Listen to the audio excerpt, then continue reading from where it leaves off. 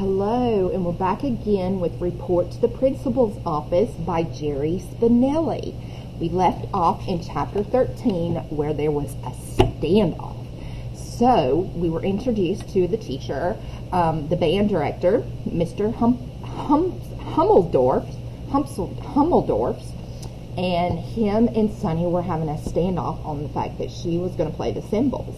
And so it was left where the bell rang, and she's saying she's not going to play, and he's saying she is. So let's see what happens in Chapter 14. I'm so excited. I hope you are too. Salem Brandmiller and Eddie Mott were walking to lunch together. "Do you believe what Sonny did?" said Salem. Eddie shuddered at the memory. "I thought I was dreaming." "I think Mr. Hummeldorf did too.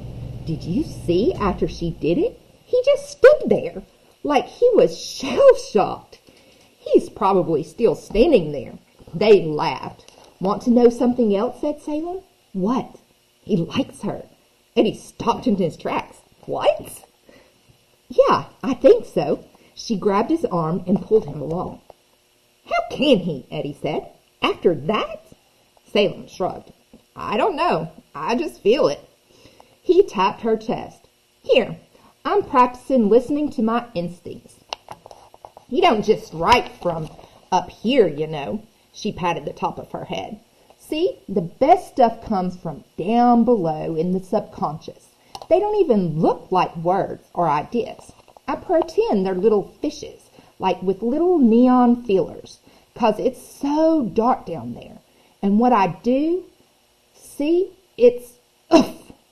Salem was so preoccupied that she walked into a teacher standing outside his room. "Excuse me, sir. 1,000 pardons." She bowed and backed away and continued on with Eddie. "What I do, this is especially true when I'm writing poetry. I pretend like the top of my brain is a beach, and I'm dropping my fish line into the water of my subconscious. And if I'm lucky, one of those little fishes will bite, and I'll pull it up onto the beach. Then it dries out and becomes a word. The best words are the bones of visitors from the deep. Isn't that incredible? I read it in one of my writing books." "You're pretty incredible, too," thought Eddie, who wasn't sure he understood all of that. He said, "I still don't see how Mr. Hummeldorf can like Sonny." Salem sang, "Time will tell. And I have another instinct about Sonny and somebody else. They were coming downstairs to the cafeteria hallway." She looked at him. "Want to hear it?"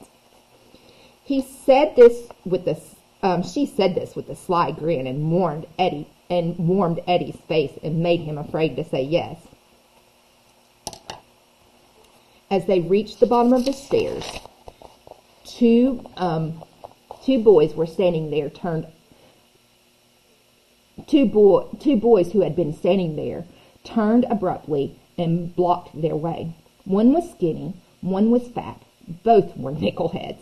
Their hair had been cut to less than a half-inch all over, and then nickel-sized circles had been shaved down to the scalp. The result was a polka dot-like haircut. The skinny nickelhead pointed to Eddie's brown bag and said, "Lunch tax." "Huh?" said Eddie. "Lunch tax. Open your bag." "Why?" said Eddie. He had thought that after yesterday he was done with 8th graders. "Protection," said the skinny nickelhead. "You pay up and we see to it that nobody bothers you." "Right," sneered Salem, who had no bag. "Until when?" The nickelheads grinned at each other. "Till tomorrow." "Come on, Eddie." Salem pulled him away, but the brown paper bag stayed behind, snatched by the skinny nickelhead, who opened it and began checking out the contents. He pulled out a chocolate pudding cup. "I'm calling a teacher," said Salem, but before she took a step, the bag was snatched again. this time by Pickles Johnson, who had appeared as if from nowhere. You don't want this kid's lunch, Pickle told the stunned Nickelheads. He lives in a pig pen. Rats, roaches, garter snakes. I used to deliver papers there. Once a week, I had to go inside to collect. I quit my job just so I wouldn't have to. His parents are geeks. As he spoke, he folded the top of the paper bag and handed it back to Eddie. Then in a blur of hand speed, he snatched the pudding cup from the skinny Nickelhead. You think this is pudding? This isn't pudding. It's probably mashed roaches with bathtub scum. Ugh. Look. He tore off the aluminum foil lid, turned the cup upside down, and dumped the contents onto Nickelhead's purple, red, and white, gold-tongued, transparent, bubble-soled, trampoline-treaded sneakers. Oops, said Pickles. I guess it was pudding. He dropped the empty cup. Before it landed, he was taking off. Before the Nickelheads lit out after him, he was up the stairs. Eddie stared at Salem. I think my life just got saved. Way to go, Eddie. Way to go, Pickles. Principal Brimlow made the intercom announcement once on Thursday, twice on Friday. We have a lost hamster in the main office. If it belongs to anyone, you may come and claim it. No one came. Not even Miss Elizabeth Sunshine Weiler, despite direct orders to report after school. Teachers were already talking about her. What was her problem? Apparently, she knew exactly what she wanted, to get kicked out. Why not give it to her? Put her over to Cedar Grove. Let them deal with her. Mr. Brimlow brought the hamster tank from his file cabinet to the outer office. The trip set the animal fleeting to a corner. I'm taking you home for the weekend, little guy. The hamster stared at him, 2 black eyes and a ball of caramel-colored fur. It was nearly 5. Everyone else was gone. 2 days.